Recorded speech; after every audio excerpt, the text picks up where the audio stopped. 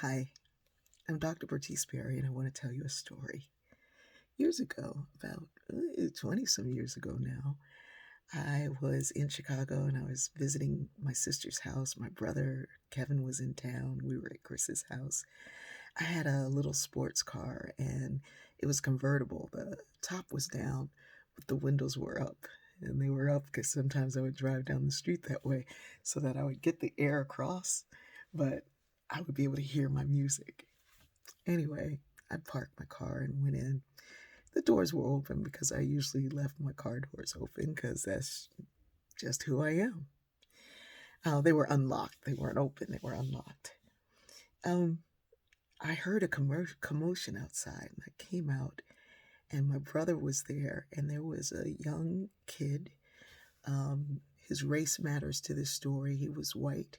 He was about 6'5", 6'6", and he had thrown a brick and broke the window of my car. And my brother said, "What are you doing?" And he was trying to rifle inside the car. And there was nothing there that I knew of, but he was rifling inside the car. I think he was trying to tear out. In fact, he did. He was tearing out the uh, stereo system. You know, I'm old. So he saw my brother, and he took off running. And my brother chased him down. Ooh, he chased him down. He chased him into an alley, and there was a gate, and the kid couldn't get through, and the kid was screaming and crying and hollering, and somebody called the police, and the police came and handcuffed my brother.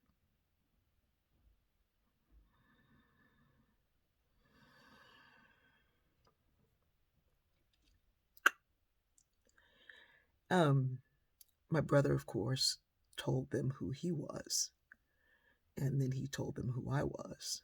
And we were in Chicago, and I was doing a television show there, so people knew.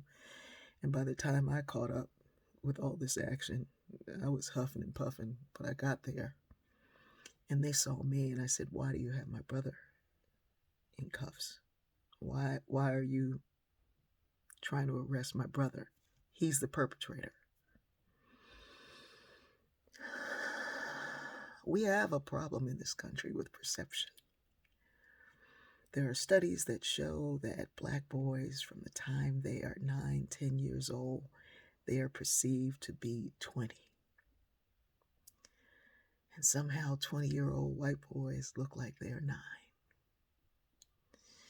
We have a perception problem where we can look at a black woman who is fully covered and assume that she's some kind of Jezebel spirit. We have a problem with perception. And the problem is not on the part of the person projecting themselves. My brother's a master gunnery sergeant, and he could run like that because he's a Marine. And yet, we see the guilty and assume the innocent in brown, immigrant, LGBTQ, differently abled exteriors are the issue.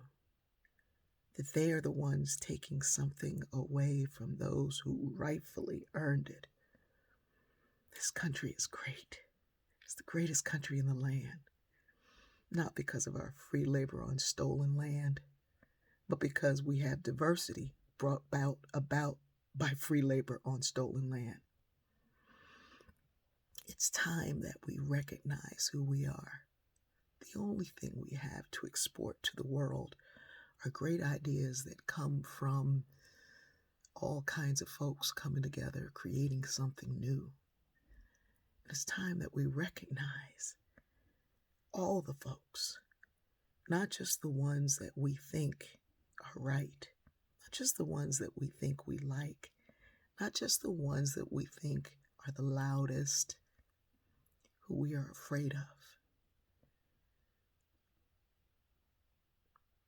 You can only disenfranchise yourself. I can't do it to you. It's time that we open our eyes. Not only see the truth, but live it. And when we do, ooh, this thing that was a great experiment will become the greatest, most beautiful piece of art on the planet. But we have to be true to ourselves and to one another. I love you. Take the handcuffs off your mind because they really are messing with your eyes.